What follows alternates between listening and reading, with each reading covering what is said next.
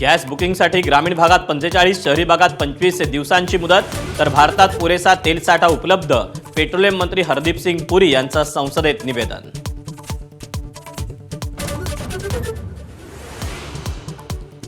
तेल खरेदीसाठी अमेरिकेकडून परवानगी का घ्यावी लागते, संसदेत राहुल गांधींचा सवाल, तर चर्चेवेळी एप्स्टाईन फाईलचा उल्लेख केल्यानं राहुल गांधींना बोलण्यापासून रोखलं.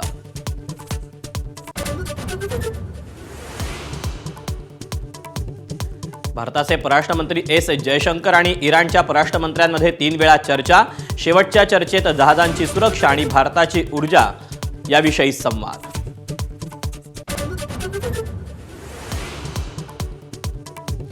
युद्धाच्या मळव्यातून हॉर्मुझची सामुद्रधुनी पार करून सौदीतून तेलवाहू जहाज मुंबईत, शेनलॉंग जहाजातून 1,35,000 टन तेलाची आयात, हल्ल्यांपासून वाचण्यासाठी बंद केली होती सिग्नल यंत्रणा.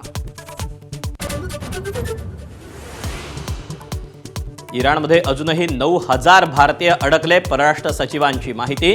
तेहरानमध्ये अडकलेले भारतीयही सुरक्षित, तर संध्याकाळी 5:30 वाजता केंद्राच्या 4 मंत्रालयांची पत्रकार परिषद.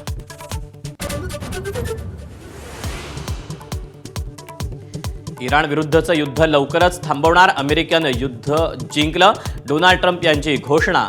तर युद्ध संपवण्यासाठी इराणनं ठेवल्या अमेरिकेसमोर 3 अटी.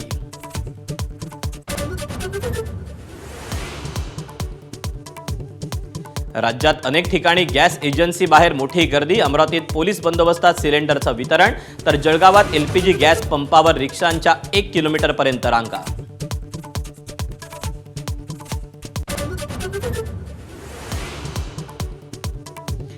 रोहित पवारांनी घेतली राहुल गांधींची भेट, काँग्रेसचं रोहित पवारांना मदतीचं आश्वासन, तर अपघातासंदर्भात राज्य सरकारकडून अजूनही सीबीआयकडे कोणताही प्रस्ताव नाही, रोहित पवारांचा पत्रकार परिषदेतून आरोप.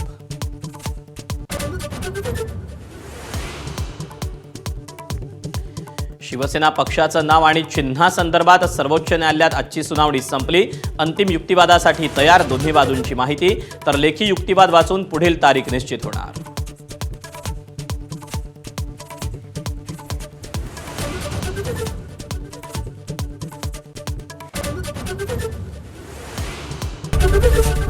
एबीपी माझा, उघडा डोळे बघा नीट.